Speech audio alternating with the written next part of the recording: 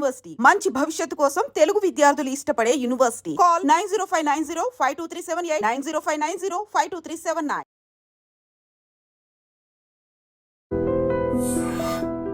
అందరికీ నమస్కారం. Welcome to I dream. నేను మీ ఝాన్సీ. పెద్దవాళ్ళలో మోకాళ్ళ నొప్పులు అని చెప్తూ ఉంటారు. చాలామంది కొంత దూరం కూడా నడవలేకపోతూ ఉంటారు. చాలా మెడికేషన్ యూస్ చేసినా ఫలితం ఉండదు. మరి అలాంటి వాళ్ళకి ఆయుర్వేదంలో ఎలాంటి వైద్యపరమైన చిట్కాలు ఉన్నాయో తెలుసుకుందాము. ప్రస్తుతం అంతా ఉన్నారు వంటింటి చిట్కాలకు కేర్ ఆఫ్ అడ్రస్ అయిన మధుసూదన్ శర్మ గారు. మన ఇంట్లో దొరికే చాలా తక్కువ ఇంగ్రీడియంట్స్ని ఉపయోగించి మోకాళ్ళ నొప్పుల్ని దూరం చేసుకోవచ్చు అని చెప్తున్నారు. మరి ఆ చిట్కాలు ఏంటో అడిగి తెలుసుకుందాం. నమస్కారం డాక్టర్ గారు. నమస్తే. అయితే మోకాళ్ళ నొప్పులకు ఆయుర్వేదంలో ఎలాంటి వైద్యపరమైన చిట్కాలు ఉన్నాయి, ఈరోజు మా గురించి తెలియజేస్తారా? తప్పకుండా. చాలా ఉన్నాయమ్మా. మనం కొన్ని ఇంటర్వ్యూలో కూడా మోకాళ్ళ నొప్పులు ఎందుకు వస్తాయి, మోకాళ్ళ నొప్పి వచ్చినప్పుడు ఎలాంటి లక్షణాలు ఉంటాయి, వాటికి మనకే మనం తయారు చేసుకోదగ్గ ఔషధాలు ఏంటి మొదలు వివరాలు తెలుసుకున్నామా. మరి ఈ వీడియోలో అలాంటి ఔషధాల్లో కొన్ని రకాల ఔషధాలను ప్రత్యక్షంగా తయారు చేసి కూడా చూపిద్దామమ్మా. ఓకే. సో దీనికి కావాల్సినటువంటి పదార్థాలు మూడమ్మా. మోకాళ్ళ నొప్పులు తగ్గేందుకు ఈ 3 పదార్థాలు ఇంచుమించు అందరి ఇళ్లలో ఉండేటువంటివమ్మా.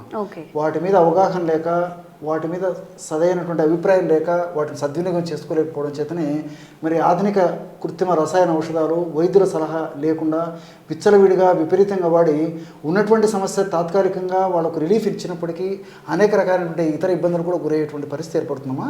అలా కాకుండా ఇప్పుడు మనం చెప్పుకోబోయేటువంటి ఔషధాన్ని తయారు చేసుకుని వాడుకోవడం వల్ల మరి అనేక రకాలైనటువంటి సైడ్ బెనిఫిట్స్ ఉంటాయి. దీనితోడు మోకాళ్ళ నొప్పులకు సంబంధించినటువంటి ఈ యొక్క ఇబ్బందులు, అంటే మోకాళ్ళకు సంబంధించినటువంటి నొప్పి, పోటు, బాధ, సలుపు, అసౌకర్యం ఇలాంటివన్నీ కూడా తగ్గిపోతాయమ్మా. కేవలము తయారు చేసుకుని పద్ధతిగా వాడుకోవడమే ప్రధానం తల్లి. సో ఎలాగంటేమ్మా, కేవలము 3 పదార్థాల ద్వారా ఈ యొక్క ఔషధాన్ని తయారు చేసుకుని వాడుకోవచ్చు. శొంఠి ఒకటి, తర్వాత మెంతులు, అదేవిధంగా పసుపమ్మా. సో పరిశోధనలో కూడా ఈ యొక్క పదార్థాలలో మోకాళ్ళ నొప్పులను తగ్గించేటువంటి అద్భుతమైనటువంటి ఔషధ గుణాలు ఉన్నట్టు కూడా రీసెర్చ్ కూడా ప్రూవ్ అయిందమ్మా. ఔషధాన్ని ఎలా తయారు చేసుకోవాలంటేమా, ఒక 50 గ్రాములు శొంఠి పొడి తీసుకోవాలమ్మా. శొంఠి పొడి మనకందరికీ తెలుసు కదమ్మా, మార్కెట్లో శొంఠి కొమ్ములు దొరుకుతాయి. శొంఠి పొడి కూడా మనకు మార్కెట్లో దొరుకుతుంది. ఈ యొక్క శొంఠి పొడిని ఒక 50 గ్రాములు తీసుకోవాలమ్మా. ఔషధం తయారు చేసి చూపించేందుకు ఇక్కడ కొద్దిగా మాత్రమే కలపడం జరుగుతుందమ్మా. సో మన ప్రేక్షకులు నేను చెప్పినటువంటి 50 గ్రాములు తీసుకోవాలమ్మా. అదేవిధంగా రెండవది మెంతులను వేయించి చేసినటువంటి చూర్ణమమ్మా. సో ఈ మెంతులను కాస్త దూరగా వేయించేసేసి చూర్ణం తయారు చేసుకుంటే ఇలాగ అవుతుందమ్మా. ఆ మెంతులను వేయించి చేసినటువంటి చూర్ణం ఒక 50 గ్రాములు కలుపుకోవాలమ్మా. కాబట్టి శొంఠి పొడి ఎంత తీసుకుంటామో మెంతుల పొడి కూడా అలాగే అంతే తీసుకోవాలి. చివరగా పసుపు పొడి అమ్మా. పసుపు పొడి కూడా మరి మనసుంటే మార్గం ఉంది, ఓపిక అవసరము అమ్మా. ఒకవేళ మంచి పసుపు పొడి దొరికేట్లయితే మార్కెట్లో తెచ్చుకోవచ్చమ్మా. లేకపోతే ఏదైనా సందేహం ఉండి పసుపు పొడి బాగలేదు అన్నటువంటి సందేహం ఉంటే మాత్రం ఏమాత్రం అలాంటి పసుపు పొడి వాడుకోకూడదమ్మా. పసుపు కొమ్మలు తెచ్చుకొని దంచుకొని వాడుకోవాలి. లేకపోతే మనకు తెలిసిన వాళ్ళు ఎవరన్నా ఆ విధంగా పసుపు మంచిది మనకు విక్రయిస్తున్నారంటే వాళ్ళ ద్వారా కూడా తీసుకోవచ్చమ్మా. సో ఒక 50 గ్రామ్స్ పసుపు పొడి ఈక్వల్ క్వాంటిటీ అమ్మా. మీరు 25 గ్రామ్స్ అయినా తీసుకోవచ్చు, అదేవిధంగా 100 గ్రామ్స్ అయినా తీసుకోవచ్చు. ఎన్ని తీసుకున్నా కానీ ఈక్వల్, దాని మీనింగ్ అదమ్మా. కాబట్టి శొంఠి పొడి, అదేవిధంగా మెంతుల పొడి, అదేవిధంగా పసుపు, ఈ 3 పదార్థాలు సమానంగా కలపడం వల్ల చాలా అద్భుతమైనటువంటి గుణాలు ఇందులో కలిగేసేసి ఈ యొక్క మోకాళ్ళ నొప్పుల సమస్య మరింత సమర్థవంతంగా, మరింత శీఘ్రంగా, మరింత వెంటనే సత్వరమే పనిచేసేందుకు అవకాశం ఏర్పడుతుందమ్మా.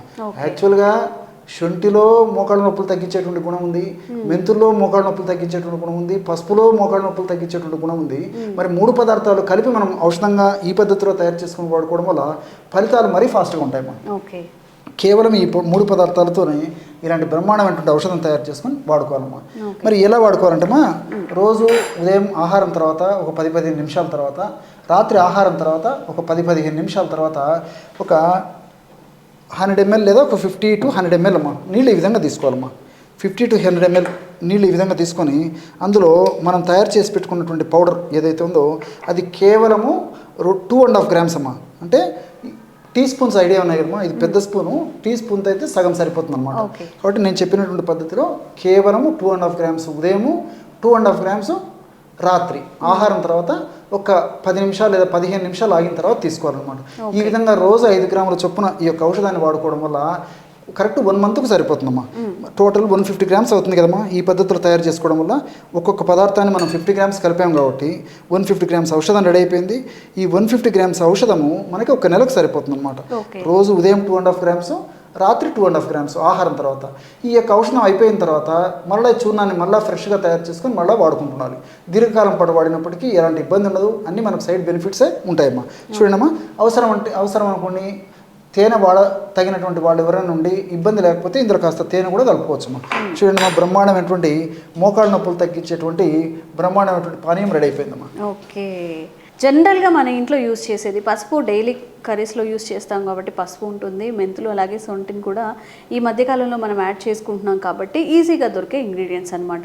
సో ఈ మూడింటిని కూడా చక్కగా పౌడర్ చేసుకొని ఈక్వల్ క్వాంటిటీస్లో ఒక బాక్స్లో స్టోర్ చేసుకున్నట్లయితే డైలీ మనం ఇప్పుడు చెయ్యాలా, పోస్ట్పోన్ చేసుకోవడం, అబ్బా అదంతా ఎవరు చేస్తారు ఇలా కాకుండా ఒక్కసారి మనం ఆ పౌడర్ చేసుకుంటే హ్యాపీగా వాడుకోవచ్చు. అలాగే మోకాళ్ళ నొప్పులు కూడా తగ్గించుకోవచ్చు. అండ్ ఇందులో పసుపు ఇంకా సొంటి న్యాచురల్ ఇంగ్రీడియంట్స్ ఉండడం వల్ల మన వెయిట్ లాస్ కూడా ఇది ఉపయోగపడుతుందని డాక్టర్ గారు చెప్తున్నారు.